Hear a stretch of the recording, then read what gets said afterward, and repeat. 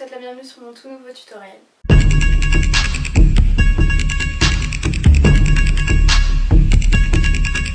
C'est mercredi, ce qui signifie qu'on se retrouve pour un tout nouveau tutoriel de couture encore une fois. Dans mes deux derniers tutoriels, je vous ai appris comment réaliser une jupe plissée et ensuite comment réaliser un t-shirt avec un col en V transparent pour lequel je m'étais inspirée d'une robe venant d'Assos. Cette fois-ci, je ne me suis pas inspirée d'un vêtement que j'ai vu sur un site internet, mais d'un vêtement que j'ai vu dans un magasin. Il n'y a pas longtemps, je me suis rendue chez H&M puisque j'avais une carte cadeau pour acheter un vêtement là-bas.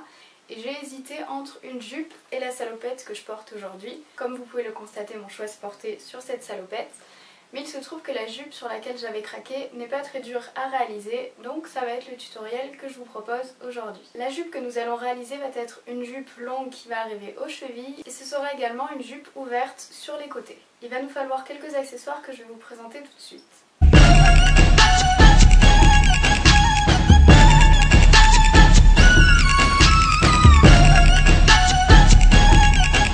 Constater, notre patron comporte deux parties distinctes, c'est pourquoi nous allons utiliser deux tissus différents.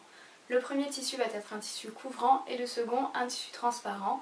Donc je réutilise exactement les mêmes tissus que j'ai utilisés dans mon dernier tutoriel pour réaliser le t-shirt avec le col en V. Le tissu couvrant va nous permettre de réaliser la partie intérieure de la jupe, c'est-à-dire celle qui va recouvrir toute la partie supérieure. Et le tissu transparent va nous servir à faire la partie extérieure, la partie qui descendra jusqu'aux chevilles. Encore une fois, pour ma jupe, j'ai décidé de la fermer à la taille par un élastique, mais rien ne vous empêche, si vous le désirez, de la fermer avec une fermeture éclair ou même des boutons. Je pense que je réaliserai très bientôt un nouveau tutoriel de jupe dans lequel je fermerai cette dernière avec une fermeture éclair pour que vous puissiez voir comment cela se réalise. Vous retrouverez le lien du patron dans la description de la vidéo ci-dessous. Encore une fois, le patron est adapté à mes dimensions, donc il faudra très certainement le réajuster en fonction de votre taille. Pour cela, il vous faut mesurer comme d'habitude votre tour de taille, votre tour de hanche et la longueur de la jupe que vous désirez. Je crois que je n'ai rien oublié de vous préciser, donc on va commencer tout de suite ce nouveau tutoriel. Vous l'avez constaté, il y a deux parties pour notre patron et on va commencer par la partie qui va nous servir à faire l'intérieur de notre jupe. Donc on prend le patron et on l'épingle sur le tissu couvrant. Je n'oublie pas de plier le tissu en deux avant d'épingler. On découpe ensuite tout autour du patron. On s'occupe maintenant du patron qui va nous servir à réaliser l'extérieur de notre jupe. Il va nous falloir une grande quantité de tissu pour pouvoir réaliser la jupe puisqu'elle descendra jusqu'aux chevilles. On l'épingle sur le tissu transparent avant ensuite de découper tout autour.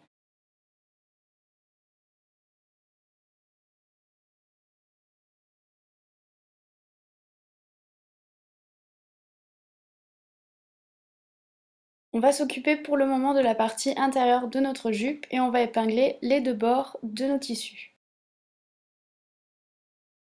On passe ensuite à la couture au niveau des épingles que l'on vient de positionner.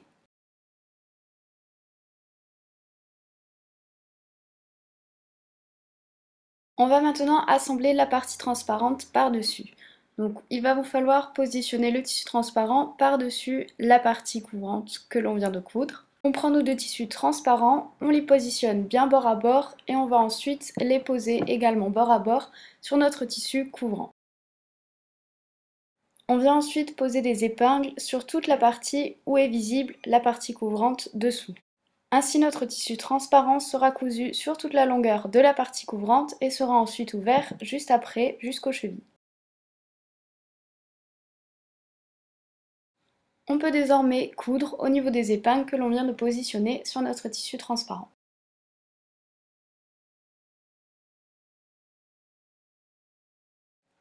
On va maintenant s'occuper d'assembler les deux parties de notre jupe ensemble.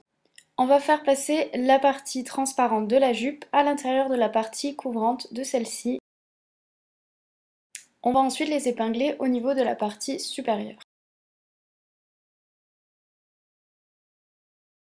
On peut entamer la partie couture.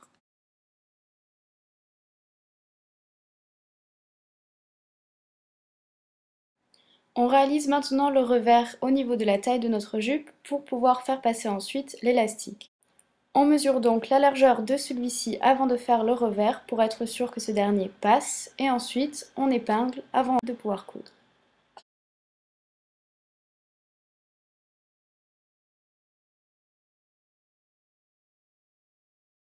passons à la partie la plus pénible du tutoriel qui consiste à faire passer l'élastique dans le revers que vous venez de créer.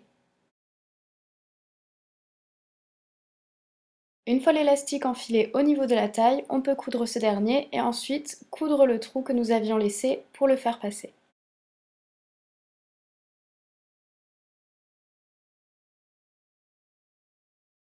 La jupe est enfin terminée, je vais aller l'essayer pour voir si elle ressemble bien à celle que j'avais vue dans le magasin.